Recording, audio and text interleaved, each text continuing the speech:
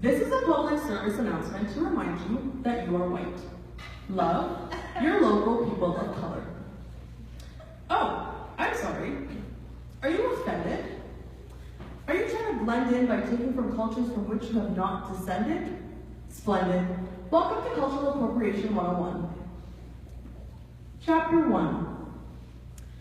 The little girl in grade 4. Her hair is oiled. Does her food look spoiled?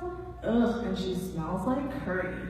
Becky walks by, holding her nose, and that little girl froze as others quietly laughed. Her hands are henna-stained, and silently she remained, drowning in her own shame.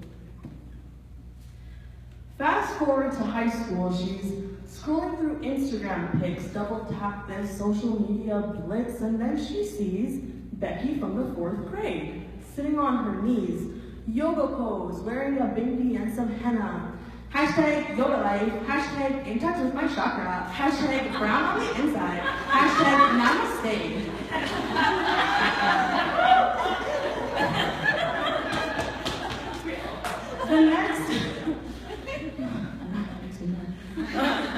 The next pic is nothing but a simple curry with rice, a glass of water with ice, because Becky knows she can't handle that spice. Hashtag I love Indian food, hashtag buttered chicken, hashtag licking this plate clean. Don't you dare lick your plate clean with the same tongue that your people used to oppress my ancestors. The same food that you eat, the henna you adorn, the bindi you try on isn't some goddamn fashion statement or hipster trend. It's the struggle of my people. Not for you to pretend that you own it or want to try it in a moment because celebrities like Iggy ripped out a certain component thinking it was so pretty.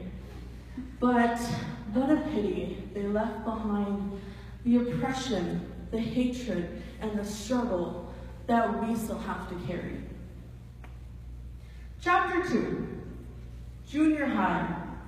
Sitting in a classroom, girls looking on point, hair is sleek, thin eyebrows on fleek, and in walks the new girl. She's got a curly afro tamed with some cornrows, and bushy brows, big lips, big hips, and oh my God, Becky, look at her butt. It's so big. She walks by, tears in her eyes, and she's crying, and the other girl's laughing at her. Her self-esteem is dying. She goes home and she takes out the wax, ripping each hair from her face, trying to get her hair to relax. She smothers herself in bleaching cream so she can only dream to get lighter skin or straighter hair or something, anything to stop all those stares. After spring break, Becky walks in.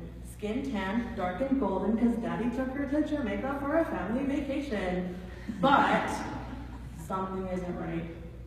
Becky's long hair is knotted tight in cornrows, and I suppose she thought it was all right, because Kylie and Kim got boxer braids too, looking like a bunch of damn fools. See, my sister's over here with the nappy natural hair. Can't go a day without relaxing it, waxing it down, or threading a weave just so they can appeal to the masses and they can please the same people who whipped your ancestors' backs with degradation, just like Becky walking in from her family vacation, wearing all of that beauty, but bearing none of the pain. Chapter 3, High School. Small town in Alberta, with a Caucasian majority. Newbies trying to please the grade 12 seniority. One girl stands out with all the authority. Guess who that is?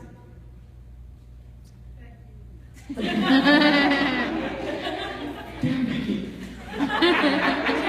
She's everywhere. Becky with the good hair, because Becky doesn't care.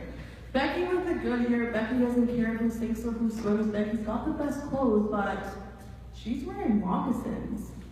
I got them on eBay, they were so expensive. The only Aboriginal girl doesn't want to sound offensive or seem too defensive, but this appropriation for her was far too extensive. See, back in the day during history class, the teacher taught about the people who first occupied our landmass. They learned about spirits and totem poles too. They even got to learn about traditional leather shoes. Moccasins are called with designs of feathers and fur, but Becky made a face when she learned that they were created from deerskin or leather. That's so gross. I would never wear animal skin. I mean, look at all the blood and all the grit. Well, it turns out when it comes to fashion, Becky's a damn hypocrite. Some of you may ask, well, what about us? You wear our clothes too, so what's all the fuss? And I say to you, don't you dare compare appropriation to enforced assimilation of our people. It's not appropriation when you enforced us to follow what you view as valuable and as appropriate when my black sisters can't walk into a bank and ask for a job with their hair all nappy and natural, when my Aboriginal sisters won't be taken seriously fighting for their land wearing buckskin dresses and moccasins, when my own Pakistani mother is questioned on her ability to speak English based on the hijab that she wears, because equating our melanin, our clothing, and our hair with the ability to speak the language of our slave masters and colonists is nothing but bullshit. So, next time a Becky comes up to me and tells me to go back to my country, I'm gonna look at her and say, namaste, right here. Thank you.